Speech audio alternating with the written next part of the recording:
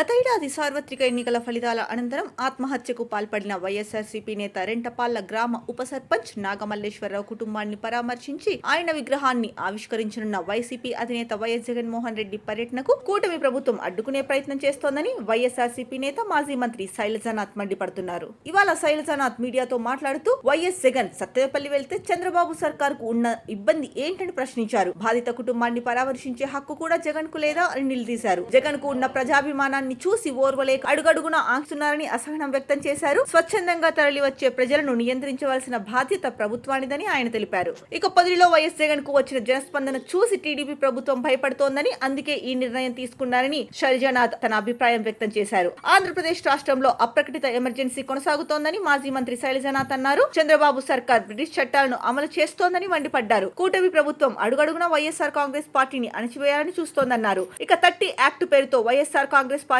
నేతల పర్యటనలను పోలీసులు అడ్డుకోవడం దుర్మార్గమని మాజీ మంత్రి శైలజానాథ్ అభిప్రాయపడ్డారు. అంతేకాదు శాంతియుత నిరసనలు, సమావేశాలకు భారత రాజ్యాంగం అనుమతి ఇచ్చిందని పేర్కొన్న మాజీ మంత్రి శైలజానాథ్ దేశంలో భావ ప్రకటన స్వేచ్ఛ ఉందని అభిప్రాయం వ్యక్తం చేశారు. కేసులు పెట్టిస్తామంటూ పోలీసులు బెదిరింపులకు గురి చేస్తున్నారని అన్నారు. ఇది ప్రజాస్వామ్య స్ఫూర్తికి విరుద్ధమని ఆయన అభిప్రాయం వ్యక్తం చేశారు. అసలు వైఎస్ జగన్ పల్నాడుకు వెళ్తే బాబు సర్కార్ ఎందుకు భయపడుతోందో చెప్పాలని సూటిగా ప్రశ్నించారు మాజీ మంత్రి శైలజానాథ్. జగన్ ను అడ్డుకోవటం కేవలం జగన్ వైపు ప్రజలు వెళ్తున్నారన్న అక్కసుతోనే అన్న అభిప్రాయం వ్యక్తం చేశారు.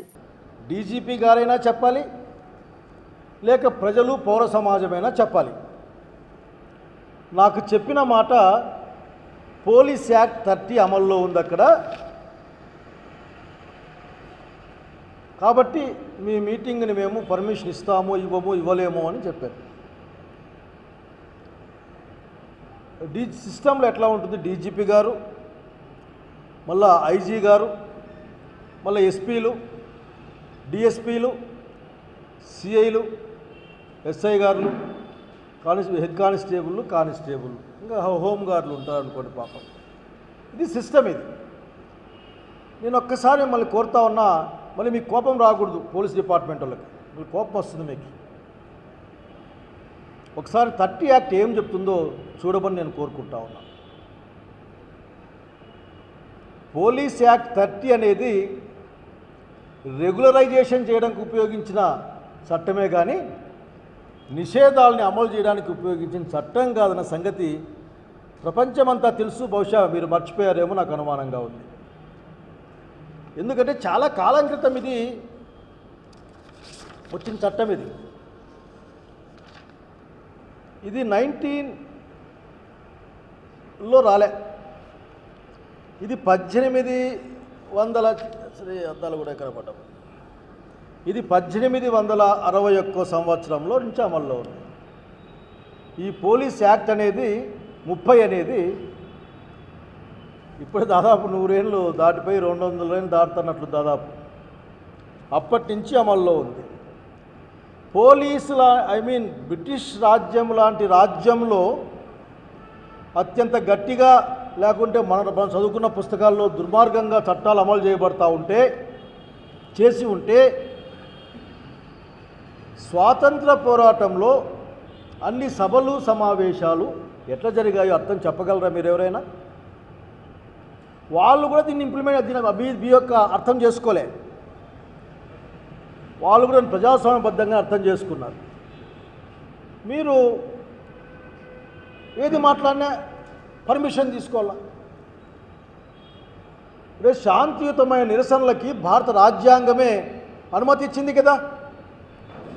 మీరు దాన్ని మర్చిపోతే ఎట్లా? అసలుకు మీరు ఆర్టికల్ 19A, 19(1)B శాంతియుతంగా సమావేశం అయ్యే హక్కు భారత రాజ్యాంగం చెప్పింది. ఈ భారత రాజ్యాంగం అనుసరించే ఈ దేశంలో పరిపాలన సాగుతూ ఉంటుంది. దీంట్లో 19(1)Bలో శాంతియుతంగా సమావేశం అయ్యే హక్కు కలిగి ఉన్నాం. అది కూడా ఆయుధాలు లేకుండా శాంతియుతంగా సమావేశం నిర్వహించే హక్కు కలిగి ఉన్నాం. మరి ఎట్లా? ఏమున్నాయి మా చేతులు కాళ్ళు తప్ప? మీరు రాజ్యాంగ లక్ష్యాలకి, రాజ్యాంగ అనుసరణలకి మీరు వ్యతిరేకంగా పనిచేస్తూ ఉన్నారని మీరు భావిస్తే మీరు సరిదిద్దుకునే ప్రయత్నం చేస్తారు. మిమ్మల్ని మేము సరిదిద్దలేం. ఎందుకంటే మీరు మా మాట వినరు ఒక్క నిమిషం కూడా. అట్లాగే 19(1)Aలో స్పష్టంగా చెప్పారు, భావ ప్రకటన స్వేచ్ఛ ఉంది, అట్లాగే భావాలను వ్యక్తీకరించే స్వేచ్ఛ ఉంది. ఈ భారత రాజ్యాంగానికి అంతిమ ప్రభువులైన పౌరులు తమ అభిప్రాయాలని, ఆలోచనల్ని స్వేచ్ఛగా వ్యక్తం చేసే హక్కు ఉందన్న విషయాన్ని కూడా మీకు గుర్తు చేస్తూ ఉన్నాను. అట్లాగే ప్రాథమిక హక్కుల్లో రైట్ టు ఫ్రీడమ్ ఉంటుంది. ఈ రైట్ టు ఫ్రీడంలో ఆర్టికల్ 19(22) వరకు కూడా భావ ప్రకటన స్వేచ్ఛ, సమావేశాల స్వేచ్ఛ, సంఘాలు పెట్టుకునే స్వేచ్ఛ, దేశంలో ఎక్కడైనా తిరిగే స్వేచ్ఛ, జీవించే హక్కు, వృత్తి చేసుకునే హక్కు దాంట్లో ఉంటాయి. ఒకవేళ మీకు ఏదైనా ఇబ్బందిగా అనిపిస్తే మీరు రెగ్యులరైజ్ చేయాలి, దాన్ని రెగ్యులేషన్ చేయాలి. అయ్యా శైలజ్నాథ్ లేదంటే ఇంకొకరు, మీరు ఇట్లా పోతున్నారు కాబట్టి ఇట్లా పోవద్దండి, ఎడం పక్క పోండి, ప్రజలకు ఇబ్బంది అవుతుంది అని చెప్పాలి. కానీ నీకు మీరు పోకూడదు, మీ మీద కేసులు పెడతాం, కేసులు పెట్టిస్తాం, మమ్మల్ని ఏమనుకోవద్దని మాకు చెప్తే మేము భారత రాజ్యాంగాన్ని నమ్ముకున్న వాళ్ళం ఎక్కడికి పోవాలి? ఇక్కడ మా దగ్గర ఎర్ర మంత్ర బుక్, మా మంత్రగాల బుక్ లేవు, మా దగ్గర లేవు, మాకు భారత రాజ్యాంగం మా దగ్గర ఉంది. మాకు శాంతియుతంగా సమావేశం అయ్యే హక్కు ఉంది. పుస్తక ఆవిష్కరణ కూడా మీరు మమ్మల్ని వేరే ప్రాంతానికి మార్చుకోమని చెప్పారు. నార్పల్లో మన చంద్రబాబు నాయుడు గారు ప్రజలకు చేసిన వెన్నుపోట్లు గుర్తు చేస్తూ ప్రజలు రోడ్డు మీదకి వస్తే ఒక్కటి అవాంఛనీయ సంఘటన జరిగిందా? అన్ని వేల మంది అక్కడ గుమికున్నా సరే ఒక్కరైనా సరే ఏమైనా ఎక్కడైనా వేశారా? పైగా దీంట్లో మినహాయింపులు కూడా దీంట్లో ఉన్నాయి. ఆ మినహాయింపులు ఎక్కడ మేము భారత సార్వభౌమాధికారాన్ని, సమగ్రతని గుర్తిస్తూ ఉన్నాం. మాకు విదేశాలతో ఏం సంబంధాలు లేవు, ఉంటే ఉన్న మా ఫ్రెండ్స్ గిన్స్ ఉంటే ఉండొచ్చు కాక. అట్లాగే మాకు కోర్టు ధిక్కారం కానీ, మర్యాద, నీతి అన్నీ కలిగి ఉన్నాం. ఎవరికి పరువు నష్టం కలిగేయాలనుకోవడం లేదు. పరువు నష్టం అంటే పాలిటిక్స్ మాట్లాడేమో, మీరు అమలు చేయలేదంటే వాళ్ళు బాధపడతారు కదా అని వాళ్ళు ప్రభుత్వాన్ని, ప్రజలు ఎన్నుకున్న ప్రభుత్వాన్ని అమలు చేయలేదని నిరసన జరిగే హక్కు ఈ భారతదేశ ప్రజానీకానికి ఉంది. కనుక మీరు ఏదైనా ఉంటే కొద్దిగా అటు ఇటు వెళ్ళొచ్చండి, మీరు లేదండి చెప్పచ్చు. మొన్నటికి మొన్న మా పిల్కాయల ఆఖరికి ఈ చనిపోయిన ఇంటర్మీడియట్ అమ్మాయికి న్యాయం జరగాలి అని పోతే కూడా మీరు అడ్డగించే ప్రయత్నం చేశారు. అక్కడ ఏడుగుర్రాలపల్లిలో ఒక చిన్న బిడ్డకు అన్యాయం జరిగితే దాన్ని అణచివేసే కార్యక్రమం తప్ప, దాన్ని ఎవరు మాట్లాడకూడదు, పోకూడదు, చూడకూడదు అనే కార్యక్రమం తప్ప అది పోయే హక్కుని ఎక్కడైనా పోయే హక్కు కలిగి ఉన్నాం.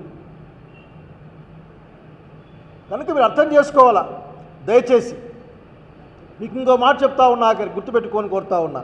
అయ్యా ఇవన్నీ కూడా in front of court, in front of law చాలా విస్తృతంగా డిస్కస్ చేయబడ్డాయి. సర్వోన్నత న్యాయస్థానం కూడా దీని మీద ఇన్వాల్వ్ అయ్యి వాళ్ళు ఒక జడ్జిమెంట్ ఇదిగో ఇచ్చి ఉన్నారు. Himmatlal versus police commission of the Bombay 1972లో స్పష్టంగా సుప్రీంకోర్టు తీర్పు చెప్పింది. కాపీ కావాలంటే ఇస్తాం. అన్ని బహిరంగ సమావేశాలు, ఊరేగింపులపై పూర్తి నిషేధం విధించే అధికారం పోలీస్ కమిషన్కి ఇస్తే దాన్ని కొట్టేసింది, అట్లా అధికారం లేదని చెప్పింది. కాబట్టి ఈ రోజున చంద్రబాబు నాయుడు గారు లా అండ్ ఆర్డర్ చూస్తూ ఉన్నాడు కాబట్టి సీఎం గారు వారు గుర్తుపెట్టుకోవాలా, మీరేదో 1861 నుంచి అమల్లో ఉన్న బ్రిటిష్ వాళ్ళ చేత కూడా అమలు చేయబడ్డ పోలీస్ యాక్ట్ 30ని మా మీద ప్రయోగించి మా దగ్గర ఇంకేమీ లేదనే ప్రయత్నాన్ని మీరు చేస్తే మేము నిషేధిస్తామని చెప్తే అది భారత రాజ్యాంగానికి, భారత రాజ్యాంగ ప్రాథమిక హక్కులకి, సూత్రాలకి వ్యతిరేకమైన సంగతి గమనించమని నేను పోలీస్ శాఖ వారిని సవినయంగా కోరుతా ఉన్నాను. అప్పుడప్పుడు మీరు ప్రజలకు ఓరియంటేషన్ ప్రోగ్రామ్స్ పెడతా ఉంటారు. ఈ వరకట్నం మీదనో లేక మత్తు పదార్థాల మీద ఇటువంటి అంశాల మీద ప్రజా సమాజానికి ఉపయోగపడే ఓరియంటేషన్ ప్రోగ్రాం పెడతా ఉంటారు. ప్రాథమిక హక్కులపైన, అట్లాగే ప్రాథమిక హక్కుల్లో పౌరునికున్న బాధ్యతలపైన కూడా మీరు ఓరియంటేషన్ క్లాస్ ప్రజలకే కాదు, దయచేసి మీ డిపార్ట్మెంట్లో కూడా ఒక లెసన్గా పెట్టుకోమని నేను సవినయంగా కోరుకుంటా ఉన్నా. మీరు కోపగించుకోకూడదు. ఒక ర్యాలీకి అనుమతి అడిగితే అది అనుమతి కాదు, ఇన్ఫర్మేషన్. అది పోలీస్ యాక్ట్ 30 అమలు లేకుండా ఉందని నువ్వు అనుకుంటే ఆ టైం ఏంటి, ఆ పోయే దారి ఏంటి, ఎంతమందితో పోవాలా చెప్పే ప్రయత్నం చేయొచ్చు. మీరు కానీ దానికి కారణాలు చెప్పాలి. ఊరకనే మీరు పోద్దండి. ఇప్పటికిప్పుడే పాపం మా నాయకుడు జగన్మోహన్ రెడ్డి గారు, జననాయకుడు జగన్మోహన్ రెడ్డి గారు రేపు సత్తెనపల్లి ఆ గ్రామానికి వెళ్తామని చెప్పారు. అక్కడ ఒక కార్యకర్త అమానుషంగా అసలుకి బాధలతో చనిపోయాడు. అక్కడ అతని విగ్రహావిష్కరణకి మీరు 10 బండ్లు పోండి, పోయే బైకుల నంబర్లన్నీ ఇవ్వండి, 100 మందికి ఒక మనిషి పేరు ఇవ్వండి. ఈరోజే కొత్తగా ఉద్యోగాలు చేస్తున్నామా గౌరవ డీజీపీ గారు? ఎన్ని సభలు సమావేశాలు జరిగాయి. రేపు విశాఖపట్నంలో అది యోగా డే జరగబోతూ ఉంది. 5 లక్షల మందిని అక్కడ మీరు యోగా డేలో కూర్చోబెట్టబోతూ ఉన్నారు. మరి 100 మందికి ఒక్కొక్క పేరు ఏమైనా తీసుకున్నారో కూడా చెప్పాలి. 5 లక్షల మంది కదా. అట్లాగే ఎవరు ఏ కార్లో వస్తారో, ఏ నాయకుడు ఏ కార్లో వస్తాడో, ఆ డ్రైవర్ ఎవరో, వాళ్ళ ఫోన్ నంబర్లు, వాళ్ళ ఆధార్ కార్డులు కూడా ఇవ్వాలా.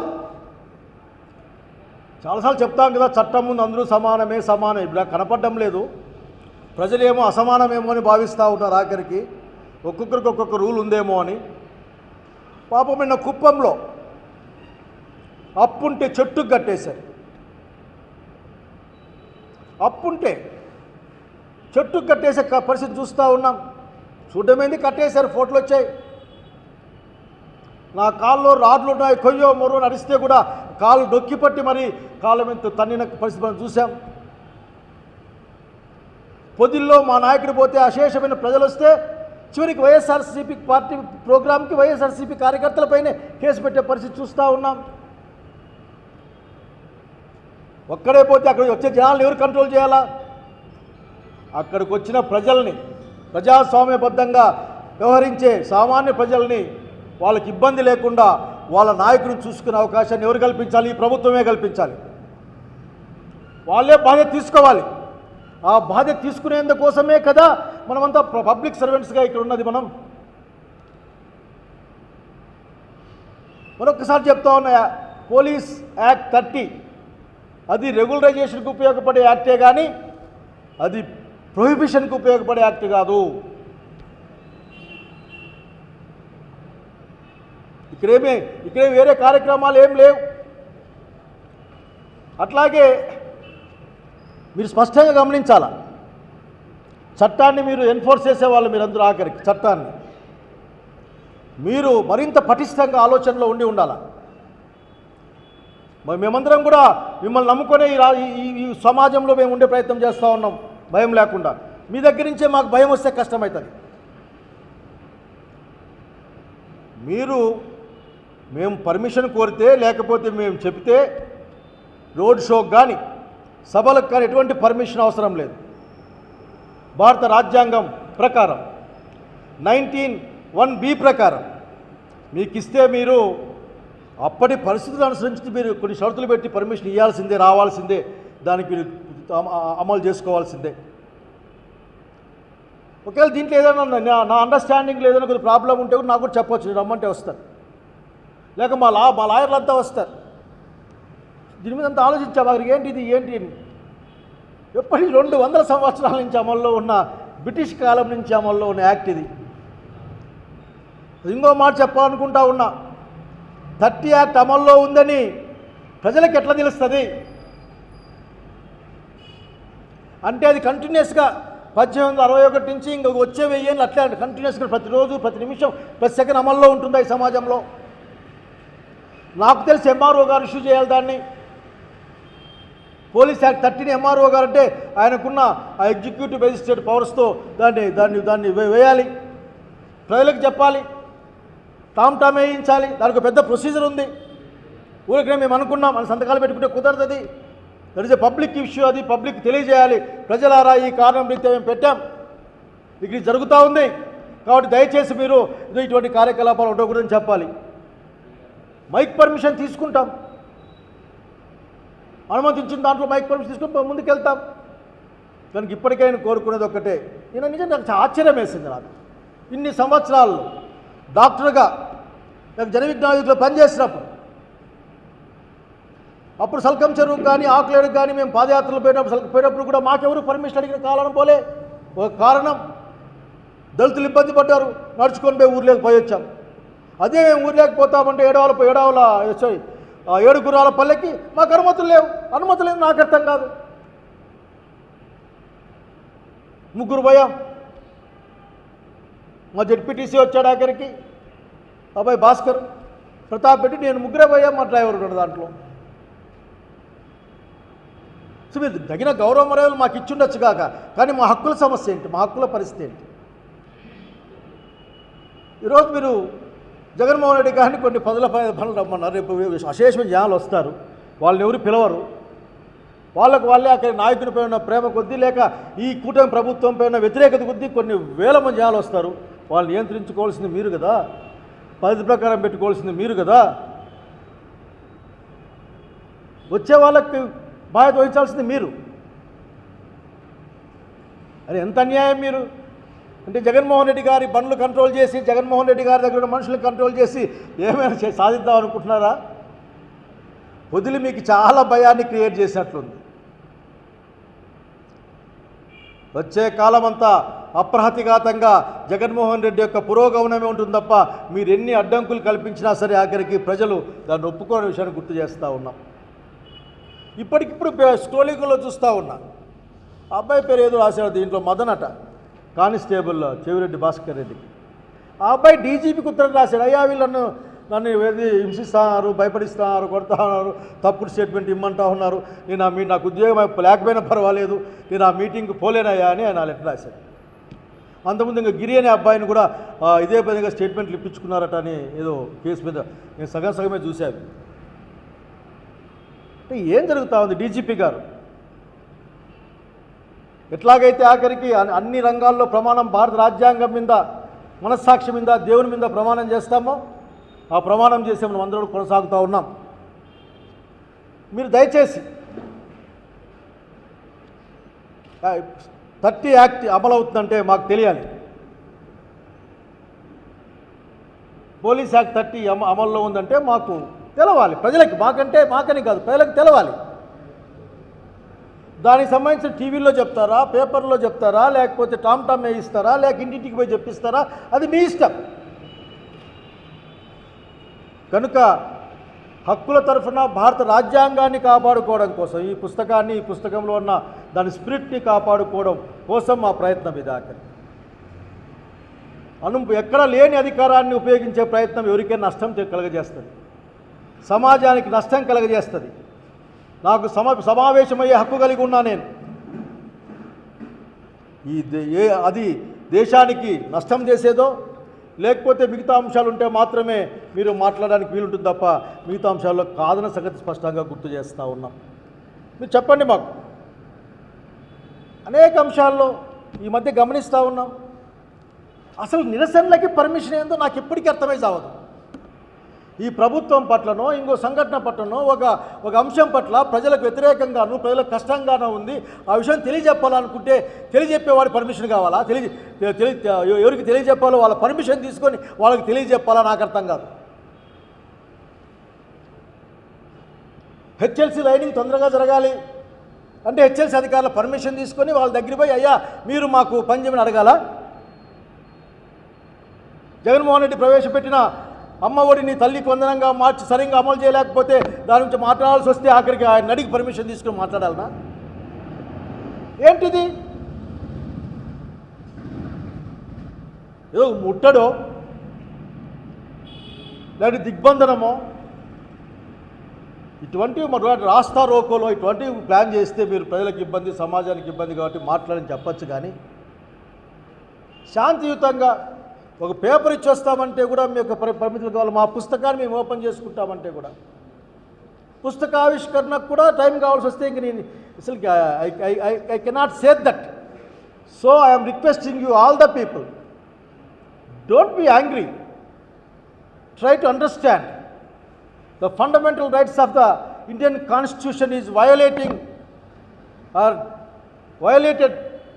or in the process of violation every day in the state. Their fundamental rights, the right to expression, right to speak, right to assemble, the right to show their protest, all are the fundamental rights. So once again I am requesting all the people, please, మీరే మాట్లాడుకోండి. భారత రాజ్యాంగానికి అంతిమ నిర్ణేతలు ప్రజలే. ఇది ఆ బుక్లో ఈ బుక్ని ఎవరు రాసి పంపలే. ఈ పుస్తకాన్ని బాబాసాహెబ్ అంబేద్కర్ దీన్ని తయారు చేస్తే, వాళ్ళ గుంపు తయారు చేస్తే, భారత ప్రజల తరఫున పార్లమెంట్ దీన్ని ఆమోదిస్తే అమల్లో ఉంది ఇది. కాబట్టి దయచేసి ప్రాథమిక హక్కుల్ని భంగం చేయొద్దని పోలీస్ యాక్ట్ అనే ఒక బూచిని చూపించి అక్కడ ఏముంది ఎవరికి అర్థం కాదు. అక్కడ అదొక బ్రహ్మ పదార్థం. ఆ బ్రహ్మ పదార్థాన్ని చూపించి ప్రజల్ని తమకున్న అనేకమైన హక్కుల్ని కోల్పోయే దానికోసం మీరు కారణం కావద్దని నేను కోరుకుంటా ఉన్నాను. This is democratic country. ఇక్కడ లిఖితపూర్వకమైన రాజ్యాంగం ఉంది. ఇక్కడ రిటర్న్ కాన్స్టిట్యూషన్. ఇది ఎవరికి వాళ్ళు మాట్లాడుకోవడానికి లేదు. ఇక్కడ ఇది రిటర్న్ కాన్స్టిట్యూషన్, లిఖితపూర్వకమైన రాజ్యాంగాన్ని కలిగి ఉన్న దేశం, సమాజం ఇది. అన్ని న్యాయబద్ధమైన శాంతియుతమైన కార్యక్రమాలకు ఇప్పటి నుంచైనా మీరు అన్ని ఏర్పాట్లు చేయమని సవినయంగా మిమ్మల్ని కోరుకుంటా ఉన్నాను. నమస్కారం.